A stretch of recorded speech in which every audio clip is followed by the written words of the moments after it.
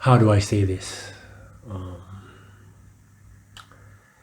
I am trying very hard not to crash out and approach this problem in a logical sense, but it is very difficult. Because here's the thing. We have a problem. And we don't want to admit it.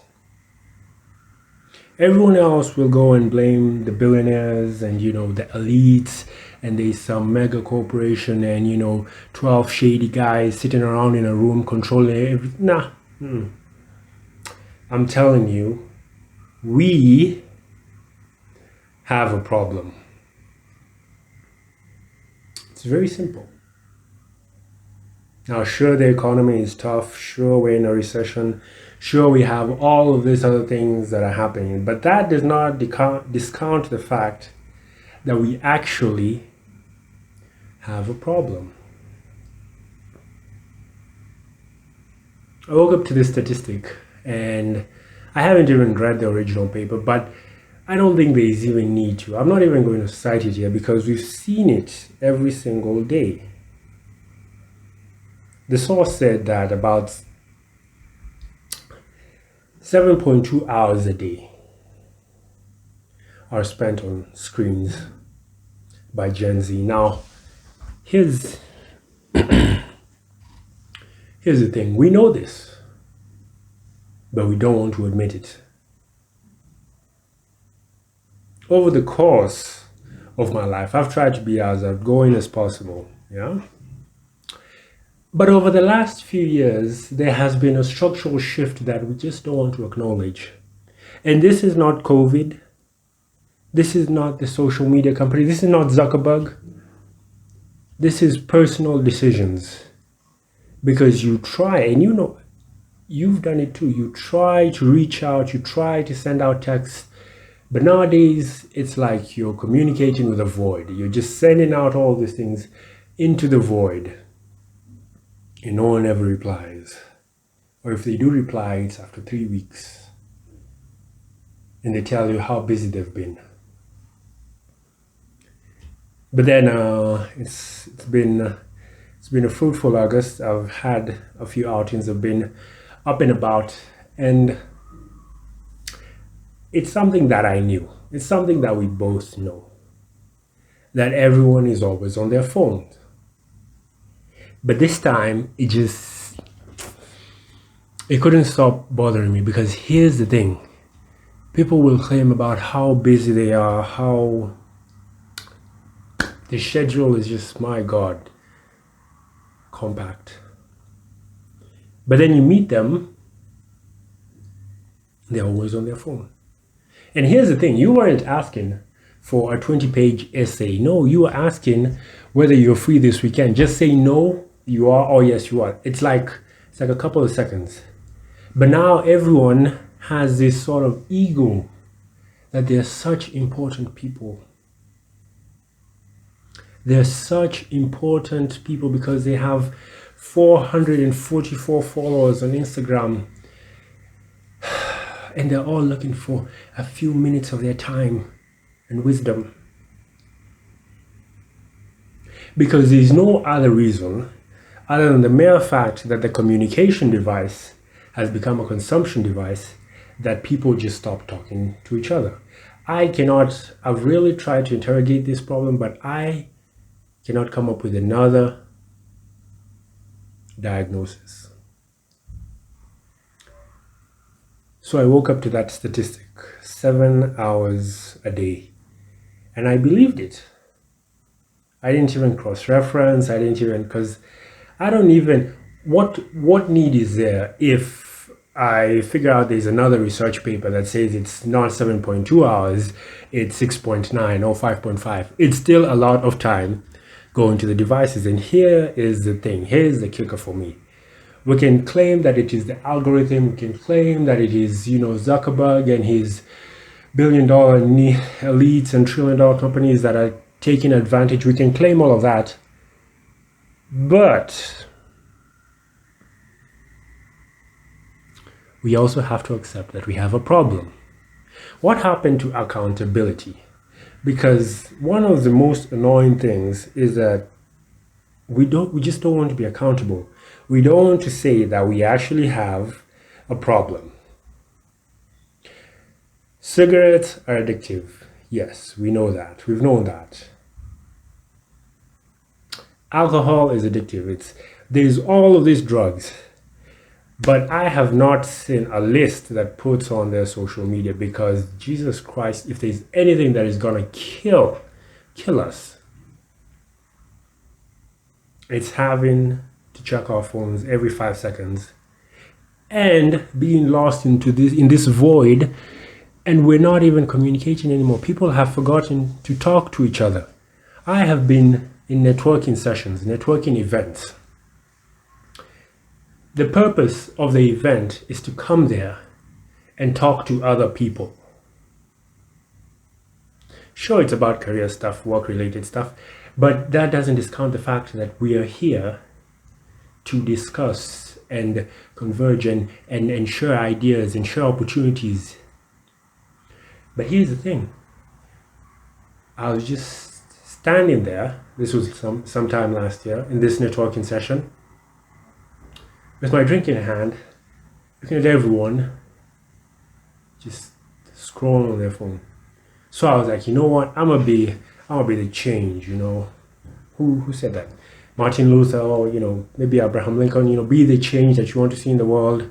Maybe it was Obama. I don't know who it was, but they said that, and I was like, I'm going to do it.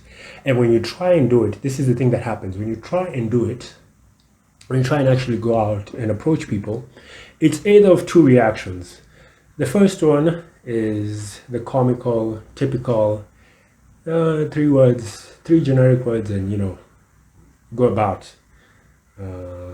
to silence.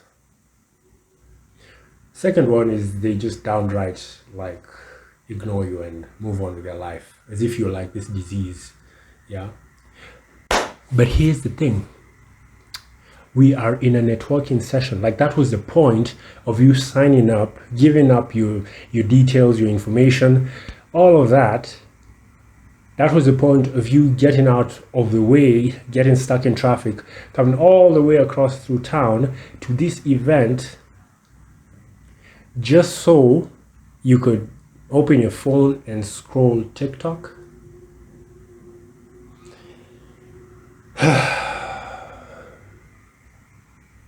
That's what makes it very difficult, because even if you say you're gonna go out there, this is why I no longer take the advice that you should just go out there and touch grass. Just go outside. To what outside? You go outside and it's the same thing just happening outside that was happening indoors. People were just on their phones indoors, now they're on their phones outdoors. It's just the same thing.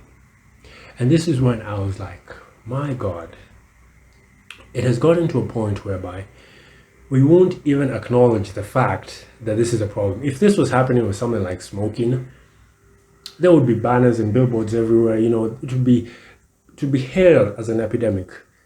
But right now, the most connected generation is the loneliest. The most educated generation is the dumbest. The generation with the most access to technology and other resources in this new, what do they call it, fourth industrial world, whatever revolution we're calling this, is the fattest, dumbest, most addicted generation. And we won't even acknowledge the fact and just kind of come up with solutions and all that. Because the minute you do that, you all of a sudden trigger, you're triggering my mental health. You're triggering my... Jesus Christ. Anyway, this has been bothering me for quite some time. And I have no other outlet than to kind of speak it into the void. Just send it into the void that is YouTube. And hopefully maybe there's other people who are trying to get out there. They're trying to have a normal life. They're trying to socialize and trying to kind of just live life. Are we, I mean, think about this. Think about this in 30 years from now. Because when you ask, you don't even have to ask it. You can just sort of like see it with the previous generations, yeah? They'll kind of meet and they'll talk for hours. They'll have gatherings, they'll have social gatherings, and so on. They'll have house parties, they'll have all of this. And sure, they have the same issues and so on. Sure, some of them are still on their phones, but they had this golden opportunity to actually socialize and live life without this constant surveillance by all of these gadgets everywhere. And they had the opportunity to just go about their business without having to follow some trend or be worried about, some artificial things that are made up, social media. They didn't have to do that. You just lived your life. And now 30 years from now, what stories is Gen Z gonna have that you bedrot for like 10 years?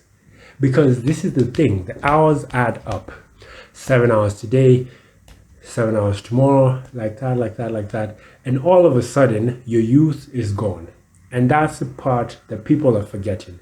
That youth is not a basic good, it's not a commodity, it is a luxury, it is a privilege.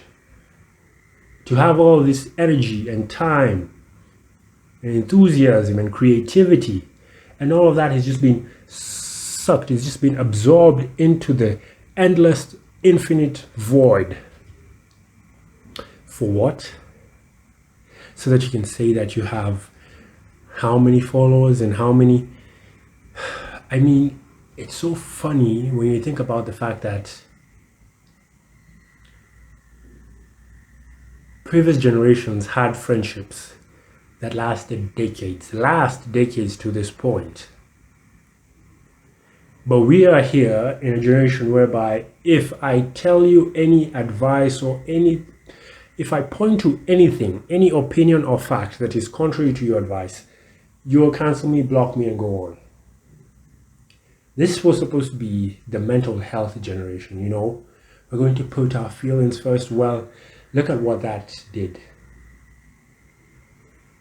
7 hours on the phone in the most technologically advanced state of humanity we have ever been. We have washing machines, we have laptops, we have all of these things that were meant to give us more time. And now that we have more time, instead of painting and instead of, doing great things, being creative, instead of doing all of that, we're just in bed. We're just scrolling through, we're just in this warped reality. And I don't even know if I have an answer for it because, like I said, I can't just tell you to just go outside. I can't just tell you to touch grass.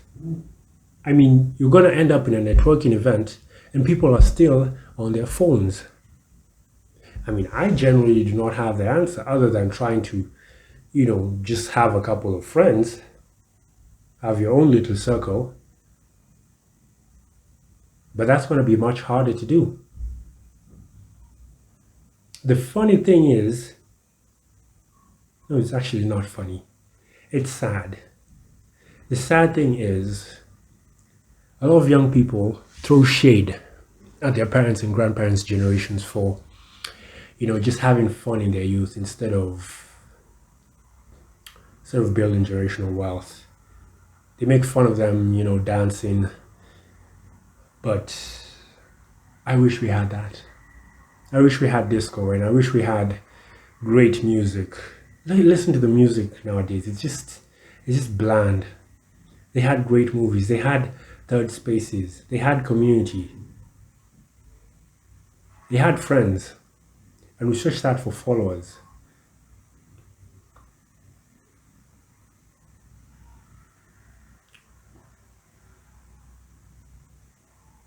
And the worst part is, we don't just throw shade at the fact that they were having fun. At least they had their fun. right now you even try and get into a relationship, it's all of a sudden an exchange of resources. At least they had their fun. Because right now the degrees are useless, the jobs are fake, marriage is a scam, everything is a scam, some sort of pyramid scheme, somebody trying to take whatever, the little time, the little resources that you have. If it's not that, it's some great conspiracy theory. There was a time when you could just be you, not have to do all this, stupid looks maxing and other trends. You didn't have to 6 figures, 6 salary, man, you didn't have to go through all of that. You just be friends, you just meet up and chill. But right now, nowadays, there's no chill. It's either somebody's trying to, either get in your pants or try to use you or manipulate you, or they'll save you the trouble and they'll just get on their phones. And the irony is that the worst part of it, the saddest part, is that this generation is making fun of older generations for living life, because they're under this misconstrued thought that taking Instagram picture perfect photos for Instagram so that your 444 followers, maybe 25% of them hit the like button, and 3 distant strangers that you have never met go into the comment section and tell you how great you look. We traded real connection, real community, real friendships for all of this, and we continue to trade it every single day. 7 hours today, 7 hours tomorrow, 7 hours. And the saddest part is that we won't even acknowledge the fact that we are losing our youth. The saddest part is when you come in and say, yeah, perhaps you shouldn't be on your phone, and it's like, oh, the algorithm is because. I'm like, really? Instagram forced you to pick up your phone? I'm like, we have to realize that there is conscious decision making, and you are consciously making that decision. I am consciously making that decision. We are consciously making that decision. But in order to do that, it's a painful process of self-reflection. It's a painful process of actually sitting down with your thoughts. It's a painful process of not having to follow up on every single little trend.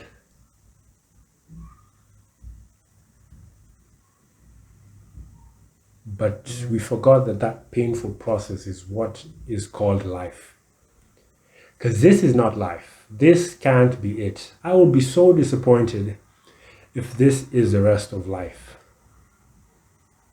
Just walking around and everybody just...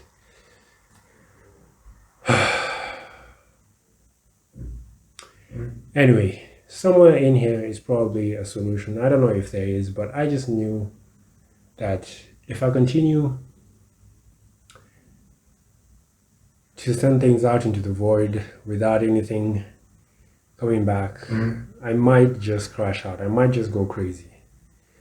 So hopefully this video reaches out to somebody else who is trying to also reach out to other people, but is slowly getting isolated by the infinite void.